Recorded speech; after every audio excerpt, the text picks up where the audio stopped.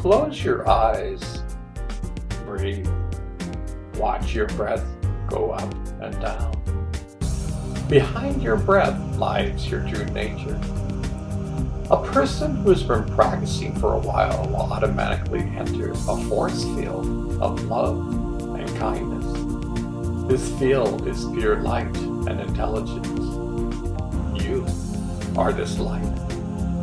This light gets brighter and brighter. Krishna reveals to Arjuna a light more brilliant than a billion suns. This is your true nature. In the beginning, you may see a small glimpse of light. Whatever you experience, just enjoy it. Remember, the goal is not the experience. The goal is to transform your life. The goal is to be in a conscious state of kindness 24 hours a day. Did you know that this light contains sound frequencies? You have the capability to listen. Your mind will slow down when you do. The universe is softly singing you a song. As you breathe, you will experience a feeling of love, compassion, and kindness. There's an inner rainbow where you can feel all the qualities of God. Let these feelings get absorbed into your mind and body. You're learning to fuse the divine into your life. There's a nectar-like substance which is made out of pure love. Personally, I have only had that precious opportunity to drink this only a few times. It is said that just one drop will get man totally intoxication. This is medicine to the soul. Kabir, a famous poet, once said, "There's a palace in the sky. A blind man sees a light more brilliant than the noonday sun. A deaf man listens to the unstruck music. A lame man climbs the ladder and drinks the waters of immortality." The poem goes on and on. The clincher is only when a wise man understands what I'm talking about. This experience exists inside of you. All you have to do is to be aware of your breath. It's easy, yet it's probably the hardest thing in the universe to master. You see, mastering your mind is mastering yourself. So many of my friends learned how to meditate. Some of them, quite frankly, gave up. One friend said, "I can't control my mind. I never knew how powerful my mind was until I started to meditate." Precisely. Before you started to learn how to meditate, the mind was totally in charge. You just didn't know it. The mind will fight you. Yeah, just don't pay attention. Our mind is your friend. It doesn't know at this point your true nature. The more you progress, the mind will settle down. Personally, I think the mind will always be a little restless. It's like a grain inside of a clam.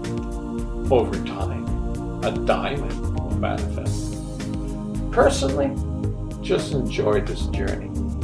Don't try to get ahead of yourself. You can't break down this door. A spiritual life is comprised of the inner and outside worlds. The goal is to unite them. Feet on the ground and head in heaven. This should be your mantra. Did you know that over time you can even meditate when you sleep or take a nap? I love taking a short nap. Imagine resting in a force field of love and kindness. Light and sound are all around. Now, this is true rest. The mind, body, and soul are at ease. In the beginning, you meditate on God. At some point, God begins to meditate on you. That's when the journey truly starts. Yet, you must be aware and conscious of your everyday actions. You see, you might be in a state of kindness, yet you may act in a negative state. How could that be? Well, you see, there is free will. You must consciously perform an action with love and kindness. You see, you are the driver driving the car. Only you can perform the actions with kindness. So you can be in a force field of love and still have angry actions coming from you. Once you understand this, you then can be totally aware of your actions. Your actions will be aligned with kindness. You see, this is an ever-growing journey. It's quite exciting. This is true alchemy. People want to learn how to transform metal into gold. How about transforming yourself into a true vessel for God?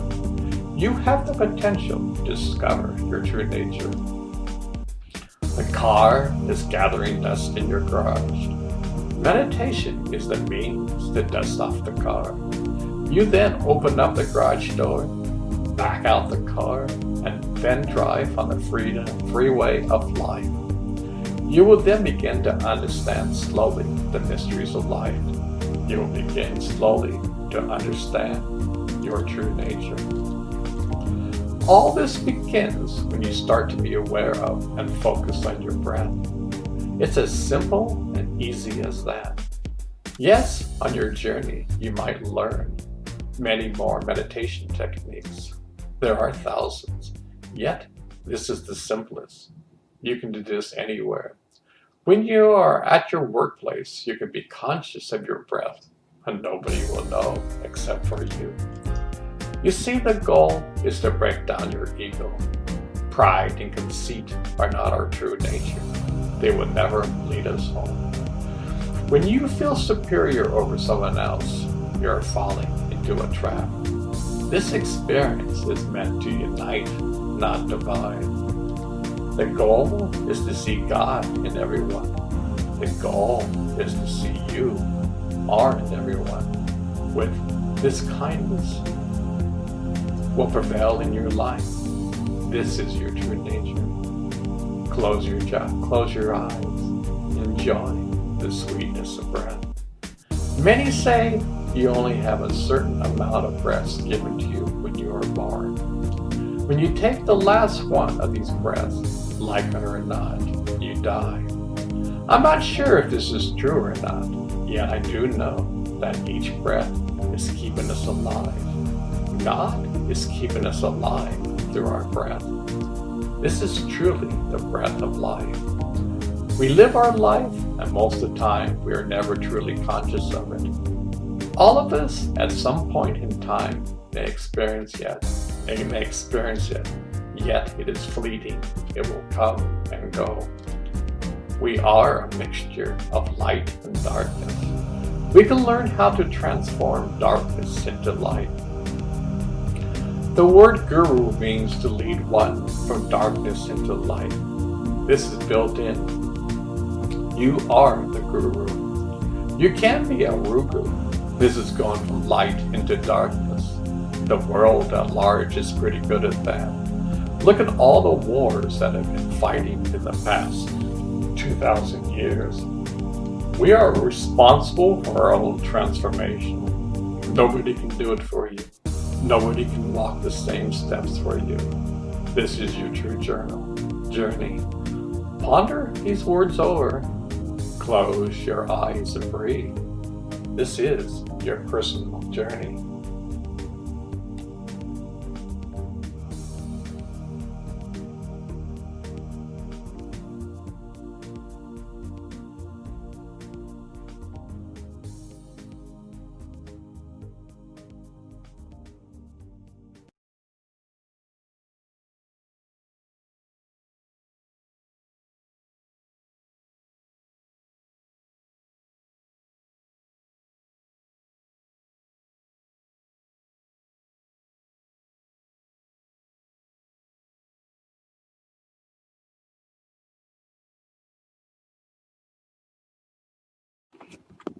Kindness is desperately needed in the workplace. Age discrimination is all around our workforce. Last year, I had a phone interview. At the end of the call, the interviewer said, "Wow, this was the best interview I ever had." Well, to make a long story short, when I walked into the room for my face-to-face, I could see that the jaw dropping from the interview. He was in shock. I was too old for him. Needless to say, I didn't get the job based upon my age. Well, I got a job with H&R Block last October. There was an Indian interviewing me and could care less about my age. He looked at my impressive resume and asked me many different questions. I got the job as a senior level engineer. I got hired just before tax season. My team members were working on a new software package for the company. It is quite a sophisticated tool. It interfaces with many different systems. I got basic trainings on the system and was thrown into development. Some of the data interfaces weren't 100% ready yet. My manager got upset because it took so long. He figured someone with my caliber could do it faster. My manager is not a developer, so he doesn't know that you're getting your feet wet for your first project. I learned a lot about the system and the various development tools. From the beginning, I saw my manager truly had high expectations. He expected me, after 3 months, to be at the same level as the members of his team. The entire team has been around for 4 years, and they are very talented.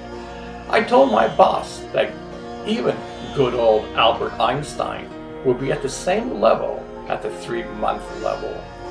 Your understanding comes when you're given tasks to perform. This is where you learn about the nitty-gritty of the system. I've been a software engineer for over 35 years. You learn by building the systems. I completed many different features for both systems. I felt I was learning tremendously.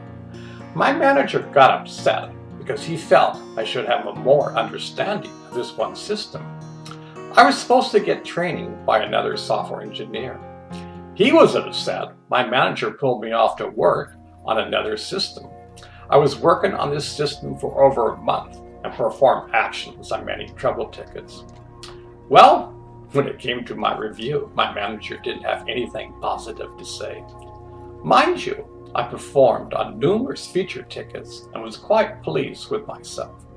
I went from getting my feet wet and was swimming in the ocean. Yet my manager said he didn't care how many features I performed.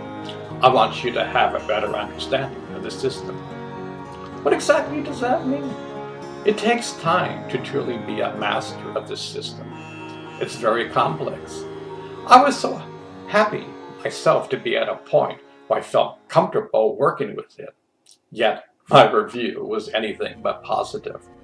Personally, I feel my manager used this as a way to discriminate against me. Even after working for 4 years, the other software engineers understood. You truly can't understand the entire system. It's changing all the time. I had a one-on-one with my manager. He told me some various feedbacks to perform. I took them to heart and put them into practice immediately. One of these things was to document everything. A co-worker showed me OneNote and I started using it. Before I was given my next assignment, one of the software engineers asked me to listen to this specific video concerning my next project. It was about an hour long. Well, I took my boss's advice and transcribed the entire video. I transcribed the voice and took screenshots of the entire video. I could have this as a document without looking at the video again. Well, I had another one-on-one with my manager. This time, he brought up the fact that this time there was a written warning on my job performance. He brought up the fact that it took me longer than 1 hour to watch the video. I told him that I had transcribed the entire video so I could have a quick reference point. As a matter of fact, I transcribed all of the videos our group did. I spent some weekends on my own doing this. I took great actions to improve my understanding of the system. All I got was negative feedback from my boss. I knew he was preparing a case to lay me off. He wanted me to sign a document, whether I agreed with him or not. Well, the next day, my boss and I meet. I knew that he wants to lay me off. I asked him, what will happen in a month? Will I get fired or laid off? He said I would get fired. He felt that it was a mistake for me to get hired for this position. If I was just a software engineer, he said, I did great work. You would have no problems with my performance. I agreed with him that it was a mistake. He should have promoted within. Any one of his team members have been around for a while. My manager had an unreal expectation for me. I said, let's have a win-win situation for all. I know you want me to leave. You're making it very obvious. Let's have a situation where we both win. I said how about giving me severance pay? I've been working for 6 months. At my age, it takes about 6 months to find another job. That's if you are lucky. Many of my friends can't find a job if they get laid off. Hours later, my manager said, if you resign, we will give you 2 weeks of PTO. Quite frankly, that's a joke. In my entire life, I had 1 week where I got unemployment benefits. I've always found a job in no time, but because of age, it literally takes months to find a job. I would lose thousands of dollars. My manager said it's nothing personal, it's only business. Yes, that's the way of the Fortune 500 today. It's all business. Morals and ethics are out the door. My manager had to make something up that I could never do. My manager probably doesn't like the fact that I was older and made some decent money in his eyes. At the highest point in my career, I was making $50,000 more. Recently, my manager hired a team from India to outsource the work. He probably saw that he could get 2 software developers instead of 1. Never in this conversation was HR involved. I put my heart and soul into this job. We performed a task that was never asked by any previous software developer. Our teams were responsible for deploying our own software for production. This is a major no-no. Many Saturdays were spent working late at night participating in these deployments. It was part of the job. As a developer, you can never rest on your laurels. You always have something new to bring to the table. I'm easy to work with. In fact, I bring a lot to the table. I have tremendous past employment working for Charles Schwab, USDA, an observatory in Maui, the Navy SEALs, and the Miami Beach Police. My personal life is quite impressive. I'm a great bridge between the Indians. The Indians can't believe that a Western understands their country so much. I can talk circles around their cuisines. I'm a great Indian cook. I've been cooking this cuisine for over 47 years. A workplace is more than just doing your work. It encompasses much more than that. I bring that experience to the workplace.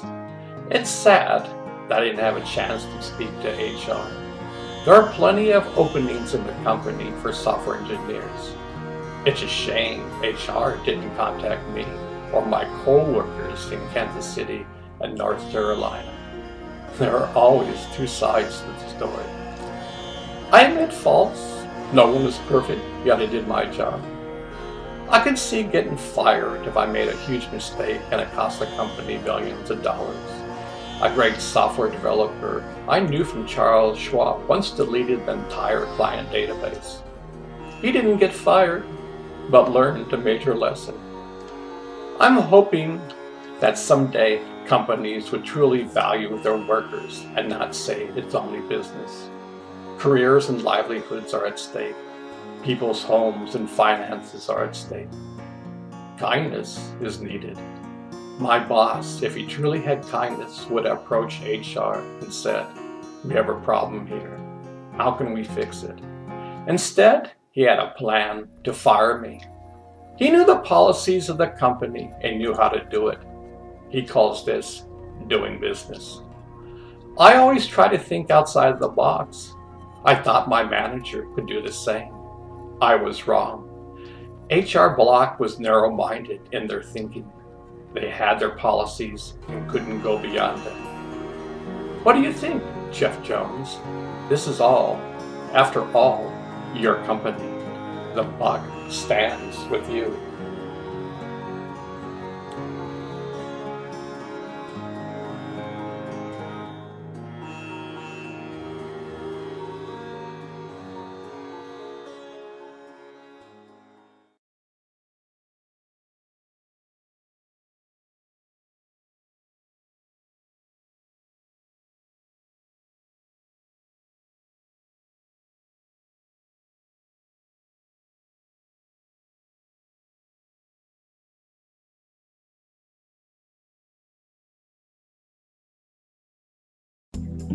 This week on the CBS Evening News, I saw this touching news event. Two high school baseball teams were fighting to see which team would go to the state finals. On opposing teams were two players who were best friends since they were young. It was the bottom of the ninth, and there were 2 outs. If the pitcher didn't allow the hitter to go on base, the game would be over. The next batter goes to the plate, and it's his best friend. In the end, he strikes him out. The game is over, and the fans go wild. Well, the pitcher runs to home plate and hugs his friend. His friend got struck out. It was probably hurting a lot. The hug made all the difference in the world for him. That's kindness in action. That act of kindness caught the attention of the world. That's called true competition. Win or lose, we play our best. Sports are a way to increase our level of how to treat our fellow man. You don't downgrade your opponent. In the last 10 years, you see a person scoring a touchdown and taunting the opponents with the ball. There is no kindness or compassion, just pure ego, no state of awareness. I may be wrong, but Lou Gehrig played baseball with dignity and honor. He brought respect to the game. He was a great role model on and off the field. You see, how you play the game is how you play the game in life. If you cheat and steal in life, you will cheat and steal on the playing field. I remember as a kid, I loved to play basketball. It didn't matter if we won or lost. I just loved playing the game. It was fun. It made me happy. I didn't play the game. If we lost, I would be in a state of anger. We didn't cheat. We just played the game with dignity. We were innocent, just played to pass the time. Today, some sport events are like war. For example, some soccer events cause riots to occur in the stands. If we sit in a wrong section, your life may be in danger. People are offended if you root for the opposing team. Quite frankly, what a joke. This has been going on for thousands of years. We bring that energy to our sporting event. Temporarily, we are at war with the other side. This is the mentality we have. Anger for the other side. Yes, this is a game. A championship may be on the line here. Yet, you can play with a different set of emotional rules. You can respect and honor each team. If you win, you won't taunt the other side. For the team that lost, you won't be sore losers. You see, you can practice being a better human on the playing field. My dear, friend, Tim Galloway, that's been on the cutting edge for around 40 years. He wrote The Inner Game of Tennis over 40 years ago. Many famous coaches who have won world titles give tribute to Tim. You see, a lot of playing the game is to overcome the hindrance of the mind. The inner game is played, and what you think gets brought into action. Have you witnessed a tennis game where the player is completely winning against his opponent, yet somewhere along the way, a competitor makes a comeback and wins the game? It is often said that inner game will dictate who wins the game. If you get super cocky and are beating your opponent, what happens when your opponent starts to fight and win back? Your mental state will change. There is a certain point where you're no longer cocky and you're holding on to dear life. You see, the mind, emotions, and body are integrated into playing the game. These are also represented by playing the game of life. In my eyes, kindness will lead to better and more compassionate athletes. You will also be kind to your body. A kind person won't take steroids or sports enhancement drugs. Did you know that major sporting events can be won by the team who gets the best sleep the night before? Recently, a major study was done on this. Many people think that sleep is overrated. Well, if you get a good night's sleep, the next day you will be aware and not drowsy. Just think that if your engine is just off a little, you won't be able at that level to win. Just a little off can cause errors. A good night's sleep is giving kindness to your mind and body. If you party the night before, the next day you will experience a hangover. Your mind is foggy and your body is tired. Not a good way to win a world championship. Once again, kindness is a need in all levels. Yet many people don't see this. They think that being kind is weak. Nothing can be further from the truth. Kindness is the foundation of life. Through kindness, you will learn how to train properly. You will know when to exert effort and when to rest. You won't burn out. The East Germans and Russians learned this during the late 80s and early 90s. They completely dominated in swimming. Yes, some of them probably used drugs, but they trained completely different from the Americans. At that time, the American theory was you trained as hard as you can. The more physical effort you made, the better you got. People got burned out. The body at a certain point in time would rebel. The mind would get agitated. Once the mind gets agitated, your body will break down and injuries will occur. The East Germans and Russians trained in an entirely different fashion. They trained for stroke efficiency. They compared the difference between a tugboat and a yacht. It takes the tremendous amount of energy to move a tugboat, yet a yacht is streamlined and moves through water more efficiently. They slowly learned at time how to be more efficient swimming through water. As a matter of fact, Alexander Popov won the 50-meter and 100 meters event that year. He won by taking fewer strokes than his competitor. I learned this technique, and my strokes over time went from 28 to 18 over a period of a year.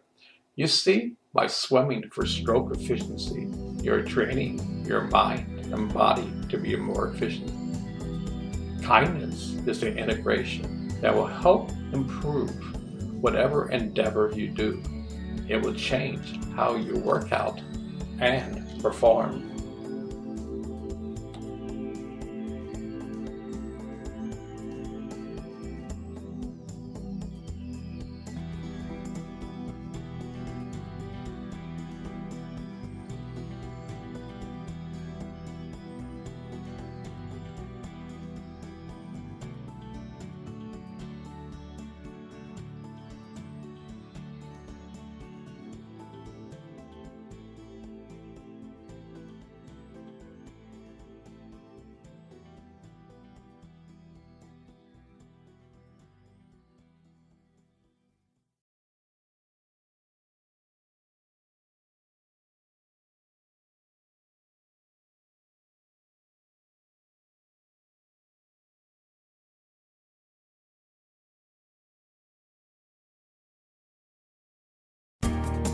About a month ago, I began to hear some very strange stories concerning our immigration policies.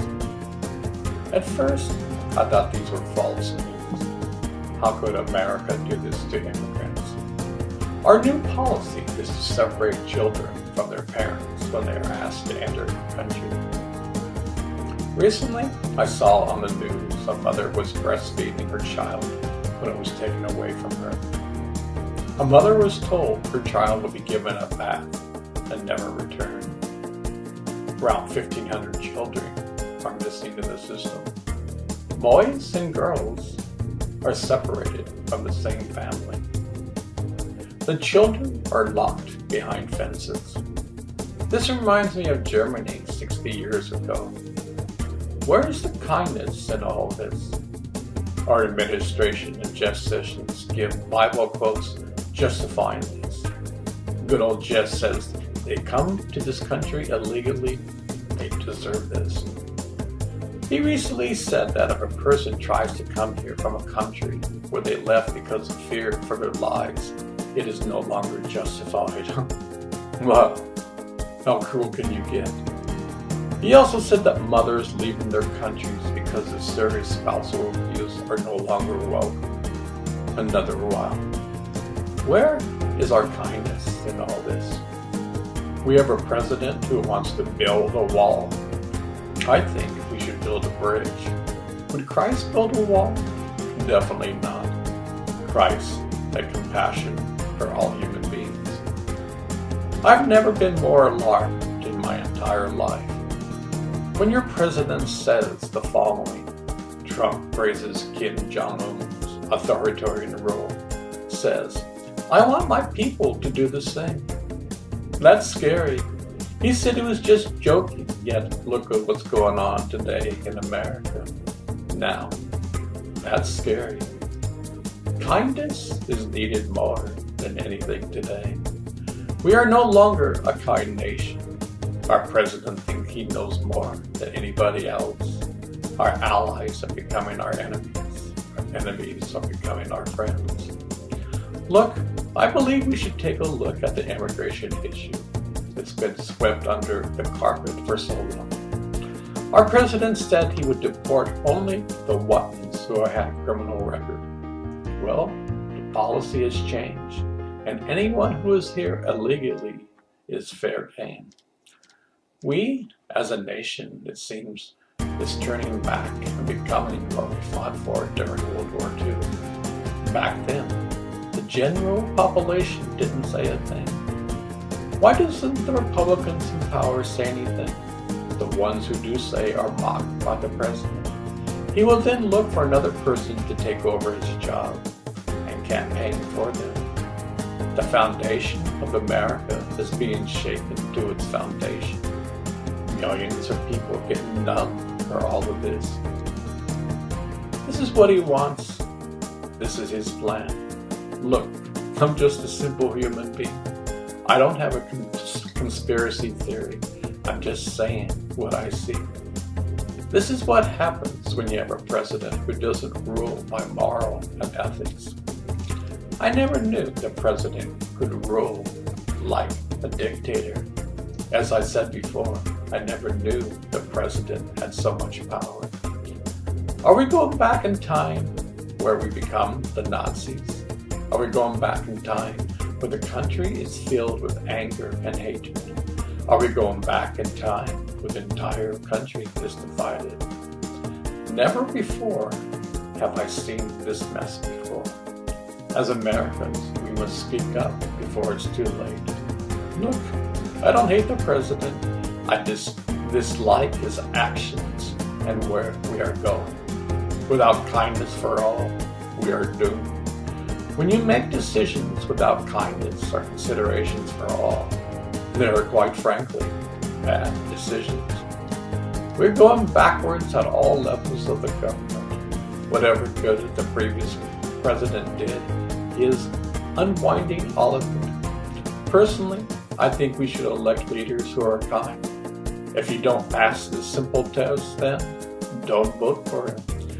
You need elected officials that can listen to both sides of the story. A person should know how to bend with the wind. That must know how to compromise. Look, the political bickering must stop. We are Americans, not Democrats or Republicans. We, as a nation, must arise and change for the better. We can't go on with our old ways. You see, kindness is the answer.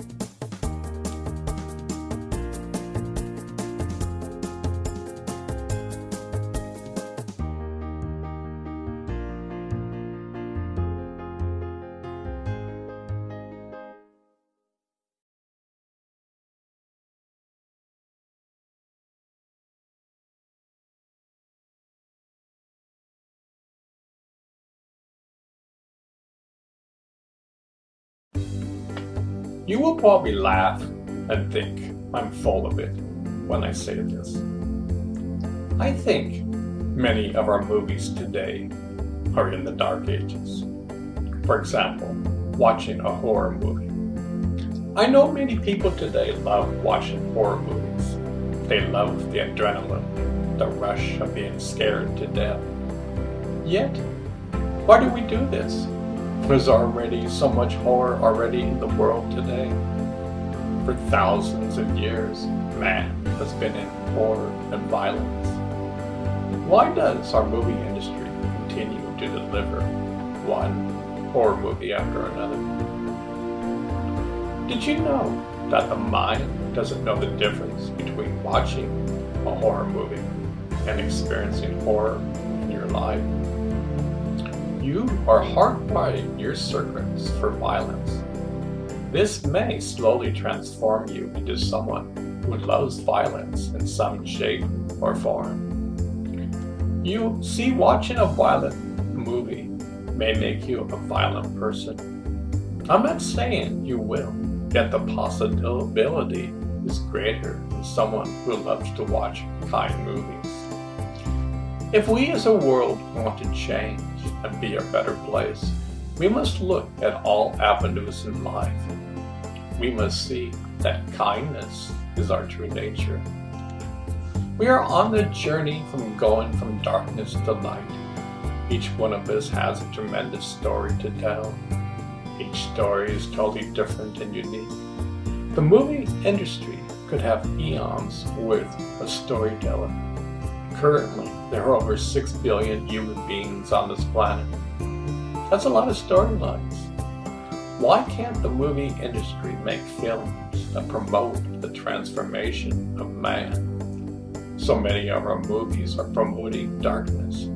They aren't transforming us. As a matter of fact, they are hindering our growth. Yes, there are so many movies out there that are absolutely incredible. They're helping mankind to transform. We need more of these. We need the movie industry to morph into something greater. As we learn how to be kind, we can take the industry to levels that we never could ever imagine. You see, kindness is the foundation of the universe. Kindness is our true creativity. A true creative person taps into the creative force. That's why we love music, the arts, and poetry. We love seeing the master chefs creating alchemy with only a few ingredients. People love to watch movies when they have free time. How would it be if these movies helped man in our transformation? Think about the infinite amount of incredible plots. The golden age of man is coming. Yes, it will take time. You could still see movies about war. Then this could be to show what was the lessons learned. How can we prevent this from happening in the future? What events led us to go to war? I bet you that neither side compromised or was stuck in their ways. I bet the kindness and compassion never entered their minds. You see, a person who is kind will have kind actions. Our current political environment is anything but kind. In fact, it is mean and totally polarized. It's us versus them. We absolutely hate the other side. This is our current situation. Need I say more? Personally, I think common sense is uncommon. We think we are creating a better world when we flame our opponent. We're only putting gasoline on the fire. We are not putting out the fire. We're just adding to it. It doesn't matter if you are right or wrong. There is a way to speak your mind with kindness. You can learn not to degrade the other person and make them defensive. Words don't have to be swords. You don't have to fight your opponent with words of daggers. You don't have to trash your opponent. Imagine you have the same capability to speak like the Christ, the Buddha. This is your true state, yet we don't know it. Our goal is to transform. Our goal is for our actions to be totally aligned with kindness. In this state, you are aligned with the universe. Presently, in most conflicts, there is great antagonism. Nobody is listening. They are throwing daggers at one another. Did you know that a truly kind person can see the unity of all life? She will see that there's no difference between the two factions. They are united. This will change the course of events. The shields can be dropped, and true healing and communication can happen. This is desperately needed in all areas of life. We need to drop our shields of anger and war. This will never truly solve our problems. Personally, I think humanity would change in so many different ways. Our world would be totally transformed. In science, we are leapfrogging in ways that we never could imagine. Can you imagine a world where we all are conscious that we are one? This world would totally change. This means evolution. Look, we have two different journeys we can go on. One, blow ourselves up. Two, realize our true nature and transform into our true nature. We are not going to blow ourselves up. Many people are dying for this to happen, so a Savior can come. Maybe, just maybe, the Savior lies inside of you. You are the one who saves by walking along the journey in life. When you begin to align yourself with the universe, you are saving yourself. It doesn't matter if you believe in God or not. Your actions will be aligned with God. You will not quote some scripture to reinforce why we separate children from their parents in our immigration battle today. Christ would never go for this. We, as a world, can change for the better. Ponder over these words.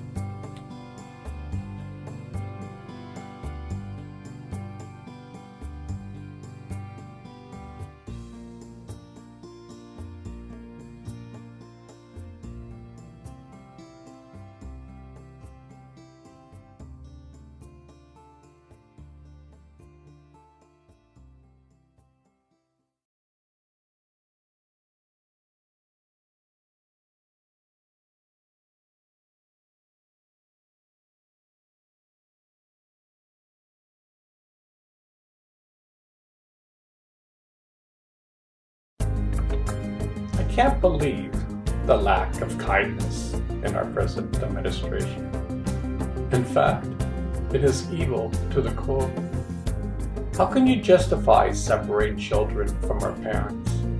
Our President, Attorney General, and Director of Homeland Security all are in agreement of this policy. How did America lose its moral core? Fortunately, there are Republicans and Democrats who are trying to do something about it. Even Lord Bush spoke up against this policy. Are we going back to the Dark Ages? You see, kindness is needed more than ever. If you have kind people in charge, the world, this would never happen. Hopefully, you see the correlation between your emotions and your actions. For example, Jeff Sessions, who instigated this policy, did not have, at this moment in time, kindness for these people. He even said he wants to teach them a lesson. Many of these families are fleeing violence in their countries. They left because of the fear of death.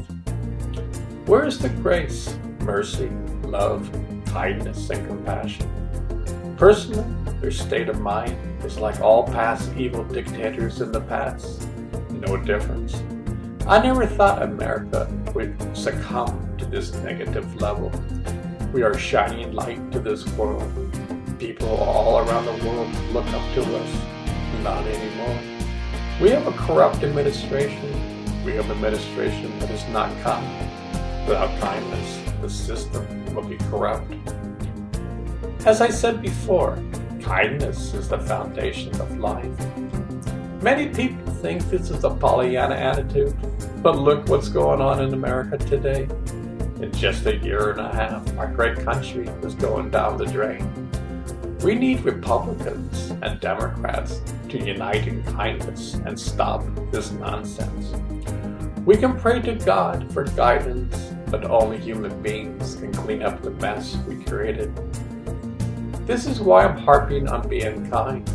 If everyone was kind, we would have a kind world. Look, this doesn't involve changing religion. This is being aware of your true nature. Your true nature is kind. Maybe you should ponder this over. How can the kingdom of heaven come to earth? Suppose your Savior came back. Would the world around you change if you weren't kind? No, it wouldn't. So the Savior can be there, yet if you are unkind, the situation remains the same. Only by discovering your piece of the puzzle can the puzzle be complete. You may think I'm joking, but I'm serious. For example, if Jeff Sessions would be in a state of kindness, this separating of families would never happen. We would have kind laws. We, as a nation, would be conscious of going from darkness to light. Presently, we are going from light to darkness. Hopefully, this is temporary. 2 steps forward, 1 step backward.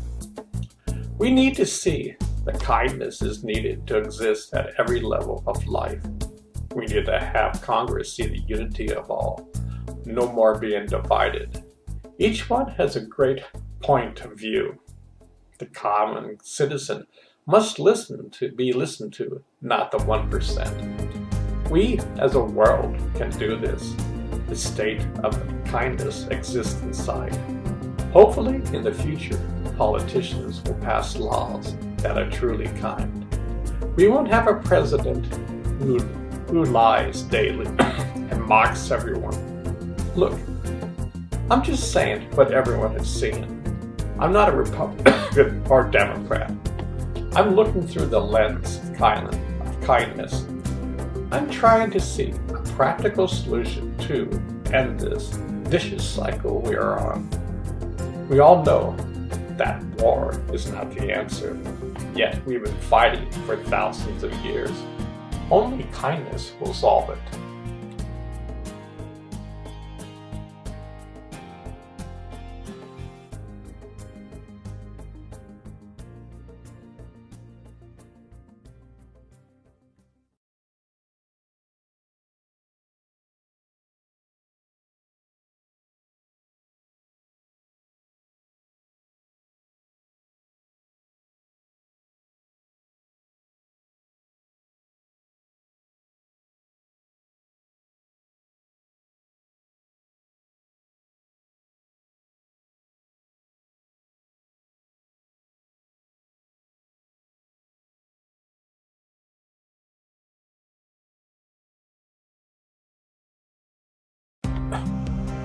You have a lot to ponder over. This is a practical path. What have we learned so far? Kindness is the foundation of the entire universe. You are the universe. You just don't know. Kindness exists inside of you. You can tap into it. Focus your attention upon your breath and whatever you are doing. Spend time with your eyes closed meditating upon your breath. Behind your breath lies the kindness that is keeping the entire universe alive. Day by day, cultivate kindness. Monitor your thoughts. If you are going to say something that will put gasoline on the fire, don't say. This includes your speech and all social media. Be kind to yourself and your fellow man. Be kind to your body. This is, after all, the only body you get. Be kind to your mind and emotions. Be kind to your friends and family. Be kind to your co-workers and strangers. Send your kindness all throughout the world. Remember, the more the planet is in kindness, the better off we will be. Be kind to yourself when you learn how to meditate. Conquering your mind is the most difficult thing you can do. Yet over time, the mind becomes your friend. Be patient with yourself. It's like learning how to surf. It takes a lot of effort to learn, yet the joy is in learning every step of the way. Meditation is the key that will open the door within. Meditation will slowly reveal to you the great secrets of life. Our current world needs to change in all areas of life. Kindness is the means to transform the world. Without kindness, the world will continue to have anger and war. War is obsolete.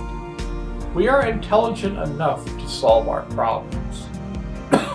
Kindness is the ingredient we can use with wisdom to solve any problems. Kindness allows you to think outside of the box. God will not solve all problems. Only man can. God does not judge. Only man judges. A person who lives in kindness never stops growing. The only thing you can take with you when you die is your kindness. Nothing external goes with you. Kindness can grow from a seed and turn into universal fruit. Christ and many others showed the way. You are eternal. You will never die. Your body will.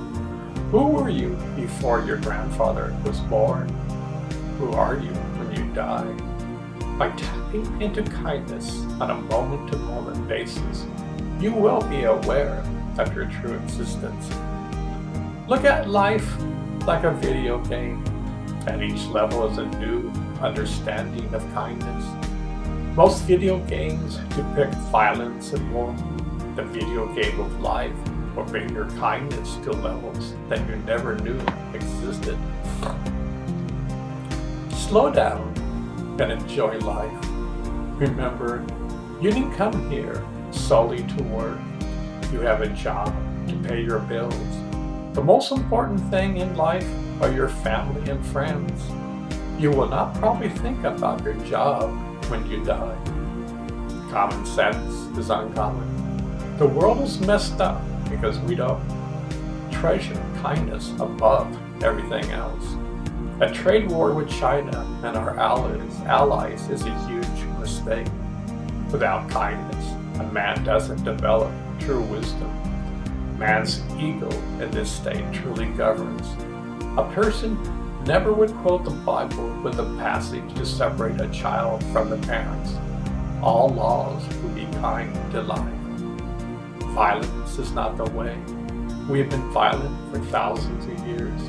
What has it solved? Nothing but more wars. Kindness is the answer. Ponder this over. You are a piece of the puzzle.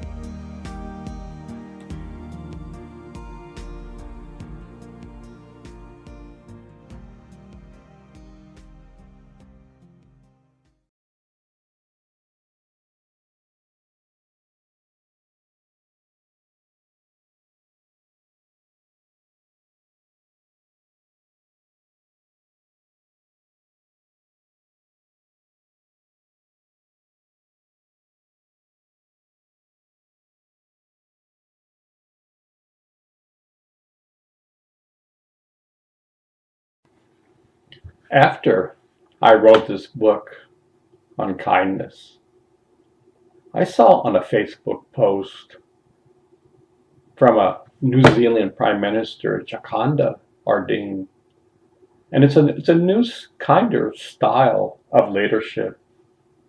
She says it takes courage and strength to be empathetic. Well, I just hope you take a few minutes and listen to what she has to say. For me, I totally welcome this kind of change in our politics. It makes a kinder place in this world. And strength to be empathetic. And I'm very proudly an empathetic, compassionately driven politician.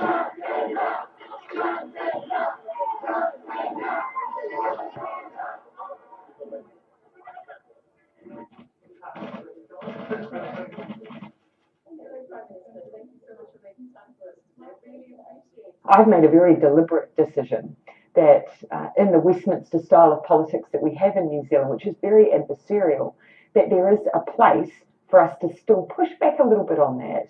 I've always said that it takes courage and strength to be empathetic.